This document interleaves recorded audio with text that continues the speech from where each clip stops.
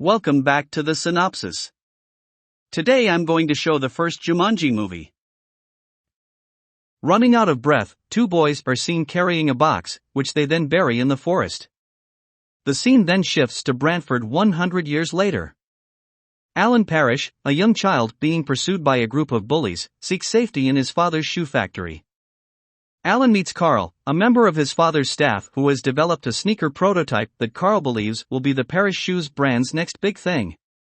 Alan is caught by his father as he carelessly places the prototype on a conveyor belt. Sam Parrish scolds his son for being the target of bullying and says that Alan needs to defend himself. Alan steps outside, and a machine in the factory is making a grinding sound. The prototype was placed on a conveyor belt, and the conveyor belt sent the shoe into the machine, damaging both the machine and Carl's prototype. When Sam demands to know who caused the incident, Carl assigns Alan the blame. The bullies approach Alan outside the factory. One of them commands Alan to keep his girlfriend at a distance. In spite of Alan's insistence that he and the bully's girlfriend are just friends, they beat him up and take his bike. Alan is getting better when he hears an odd drum beat and is drawn to a building site. The box that the two boys had buried a century earlier is wedged in a patch of ground. When Alan takes it out and opens it, he discovers a wooden board game called Jumanji inside. Alan's parents are attending a function that evening. Multiple bullies have been identified by Alan's mother and his father, who both express their pride in Alan for standing up to the bullies. Alan's expression quickly changes, though, when his father announces that they are sending him to a boarding school for boys. When Alan is made to do something he doesn't want to do, he becomes indignant and, along with his father, they part ways for the evening. After Alan's parents depart, he makes an effort to run away from home by packing a suitcase. Alan answers the door to find Sarah Whittle, the bully's girlfriend, who has come to return Alan's bike as he prepares to leave the house. The two hear the drumming again, which directs them to the Jumanji board game. Alan sets up the game for the two of them to play, but Sarah jokingly throws the dice and protests that she is too old for board games. When she does, a piece on the board begins to move by itself, and the fireplace begins to make odd noises. As a result of her fear, Sarah warns Alan not to take his turn. He rolls the dice without paying attention to her and gets the message, "In the jungle you must wait," until the dice read 5 or 8. As Alan is literally drawn into the game, Sarah recoils in horror as dozens of large bats swarm out of the fireplace and down the chimney. Sarah slams the door behind her as she flees the house while yelling. Nora Shepherd and her niece and nephew, Judy and Peter, move into the now vacant Parrish mansion 26 years later. Since their parents died while on a skiing trip, Nora has been entrusted with raising the kids. Peter has dealt with this by becoming quiet and withdrawn, while Judy has developed a penchant for making up absurd lies. Following their exploration of the home, Judy and Peter ascend to the attic where they are startled by a bat. An exterminator is sent to inspect the home as a result, but nothing else is found. Judy points out a picture of an African fruit bat when various bat images are displayed to her. The exterminator claims that a girl who lived in the 1960s made a similar claim about seeing a bat. The exterminator tells the children a story about how he thinks the owner of the house murdered his son Alan, dismembered the body, and hid the pieces inside the mansion's walls before leaving. The following day, Peter and Judy discover the Jumanji board game in the attic while Nora is away. They also hear the sounds of a tribal drum. 2 game pieces magically lock into place for them when they open it. After Judy's first dice throw, enormous mosquitoes emerge from an attic window that is left open. When Peter rolls snake eyes, a swarm of insane monkeys invades the kitchen. Judy then reads the game board's message, which promises that once the game is over, everything will return to normal. After rolling doubles, Peter moves on to the next turn. When Peter rolls a 5, the two are shocked to discover a lion inside their home. Their shock quickly doubles when Alan, who is now a man of 40 dressed in a jungle outfit, appears. After capturing the lion in a bedroom, Alan thanks Judy and Peter for helping to set him free. When Alan inquires about his parents, Judy responds that she, Peter, and their Aunt Nora are the current homeowners of the home and that it is 1995. After rushing outside, Alan spots Carl in a police car. The monkeys from the kitchen steal Carl's car and take off while Carl runs after them, demanding to know who Alan is. Then, Alan dashes off in an effort to locate his family. Soon after, Alan learns that the Parrish shoe factory has been shut down. When Alan enters the factory, he encounters a homeless man who informs the group that Sam spent all of his time, resources, and wealth trying to locate Alan after he went missing. The homeless man points Alan toward the nearby cemetery when Alan inquires about the whereabouts of the two elderly Parrishes. The kids try to convince Alan to help them finish the game when they return to the mansion with him after visiting his parents' graves. However, they quickly discover that the game must be played according to who is next.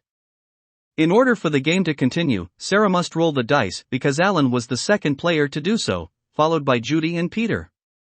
Unsure of where to go, the three arrive at Sarah's childhood home, only to discover a psychic living there. Upon asking the psychic for assistance in locating Sarah, they discover that the psychic is Sarah. Alan and the kids carry Sarah back to the mansion after she faints upon seeing Alan. Sarah freaks out when she sees the game board and claims that what she thought she saw Alan being drawn into the game was a hallucination and that Alan's father had actually murdered him and dismembered his body before hiding it in the mansion's walls. Sarah is tricked into taking her turn by Alan, which causes a number of carnivorous plants to emerge. Alan then takes his turn as the group retreats to a different area of the house. The most lethal element of the game, a big game hunter from Jumanji named Van Pelt, who has been pursuing Alan for some time, appears during Alan's turn. Van Pelt doesn't give up until he runs out of ammo and then he goes off to get more.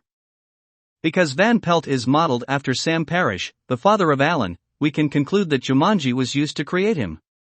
He screams at Alan, calling him a sniveling, yellow coward, for not facing Van Pelt and his gun, and appears only interested in hunting Alan down and killing him. Sam Parrish appeared in an inflated nightmare once more. The group moves on to the mansion's library, where Judy's turn triggers a massive animal stampede that emerges from the bookcase behind them. A large white pelican takes the game and takes off in the ensuing chaos. Alan pursues it while leading the group. When Alan comes across the pelican by a river and throws it a fish, the bird knocks the game into the water. After Peter successfully locates the game, everyone goes back to the house. Carl, however, shows up and leaves with Alan. After Alan has left, Peter admits that he tried to manipulate the dice in order to get the number he needed to win by dropping them. Peter consequently starts to change into a monkey. Finally revealing his identity to Carl in the police cruiser, Alan then tries to return to Judy, Peter, and Sarah. Van Pelt, who now owns a Daewoo USAS 12, has since discovered the three again. Peter nearly perishes in the animal stampede when the group is pursued into the center of the town. Van Pelt finds Peter pinned inside a wrecked car, wrestles the game from him, and then makes his way to a bargain shop. In order to entice Alan to him, Van Pelt plans to trap Sarah and use both of them as bait, the game and Sarah. They are eventually located at the store by Alan and Carl. Van Pelt is buried beneath a mountain of paint cans when Carl's car plows through the front of the shop. When the group enters the house again, they discover that the interior has been overtaken by carnivorous plants. The next turn causes a monsoon to flood the main floor of the house and the group to be chased by a large crocodile. Everyone heads for the attic, where Sarah takes her turn, and the floor turns to quicksand, almost swallowing Alan. Alan is prevented from being sucked up by the floor when Judy throws the die, freezing the ground. When Peter rolls next, some sizable spiders appear out of nowhere. When Judy stumbles upon one of the plants, it shoots her with a poisonous barb as she tries to fend them off. Sarah takes her turn, resulting in an earthquake that splits the Parrish house in two. Alan is freed and falls through the floor, along with the game. Alan manages to recover the game and is about to take his turn when Van Pelt appears. Alan drops the dice. Van Pelt encourages Alan to run, but Alan declares that he won't run anymore and will face his fears. As he says this, the dice finish their roll and Alan's piece reaches the center of the board. Van Pelt asks Alan for his last words. After Alan calls out the name of the game, all the creatures and animals are sucked back into the game, including Van Pelt himself, as Alan and Sarah embrace each other and close their eyes. When they open them again, they find themselves back in the parlor of Alan's house in 1969. A sound is heard nearby as Sam Parrish returns to get a forgotten speech. Alan quickly rushes to hug his father and apologizes for what he said before his father left.